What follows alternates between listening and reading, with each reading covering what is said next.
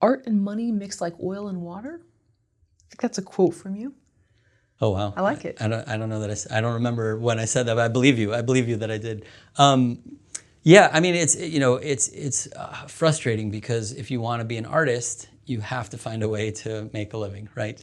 And historically, there was a lot of patronage and a lot of structures for basically isolating artists and allowing them to do their work without having to worry about how they're going to survive on a day-to-day basis. Now we don't. I mean, maybe there are some like Patreon or something sort of like that are trying to recreate that. But generally, it's very challenging to create art and to make a living. So what happens is that the arts world is filled with people who have money from other means, their family money, or they have a spouse who makes a lot of money and kind of supports their career. And so that poses a challenge because we don't see voices in arts who don't have that kind of safety net or that kind of fallback in order to create. And I find that to be a little bit frustrating, that it's kind of makes it an isolated group of people who are actually able to create art. Sure, and you can create and have a day job, but it can be draining, and there's a lot of things competing for your time. Right, absolutely. Yeah, I mean, I think, many artists do have a day job, and I think there's nothing wrong with that. I myself currently have a day job as well.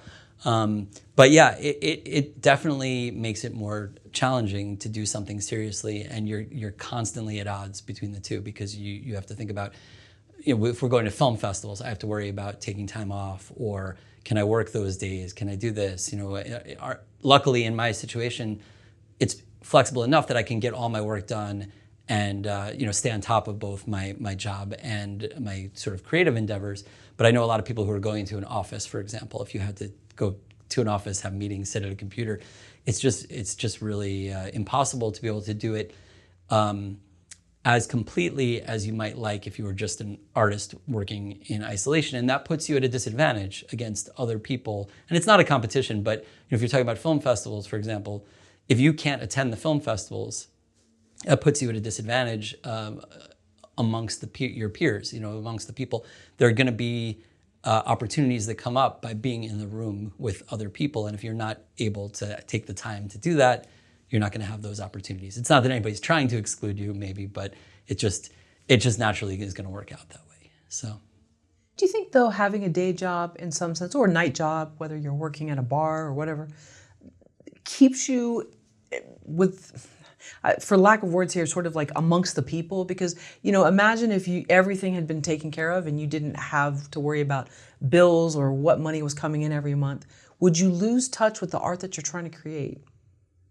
Yeah, I mean, it's hard to know how to maintain perspective in general as an artist, right? Because I think that's one of the most challenging things about being an artist is that you really live in a weird space in your brain that is not like what everybody else kind of in the world is doing. You're not experiencing the world the same way as everybody else always.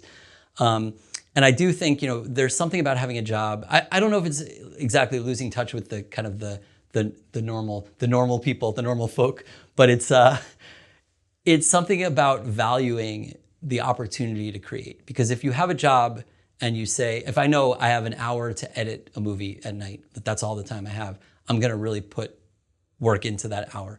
If I wake up and I have the entire day to edit a movie, I might be like, well, let me watch a TV show. Let me do this. I'll get around to it eventually. And I don't value my time as much. I don't look at how I structure my time as much. And it definitely changes the whole approach to things. It changes your dedication to creation. So I think having constraints is always sort of a good thing. What are the different ways to make money as a filmmaker and make money as a musician? So as a filmmaker, right now we make our own films, and we have some revenue from that via streaming services, or for a while we were selling a lot of Blu-rays or DVDs. Now that's less prominent of a thing. But we also have always worked in production. So we do various jobs on set, and we work with other filmmakers.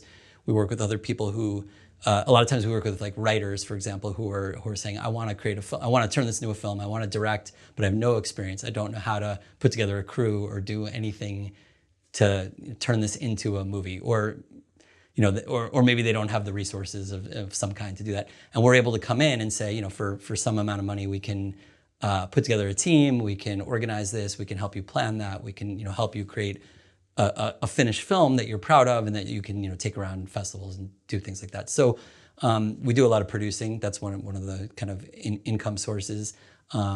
We work as so my partner Sophia is a cinematographer on a lot of films, and I often work with her as either assistant camera or a camera operator on those films.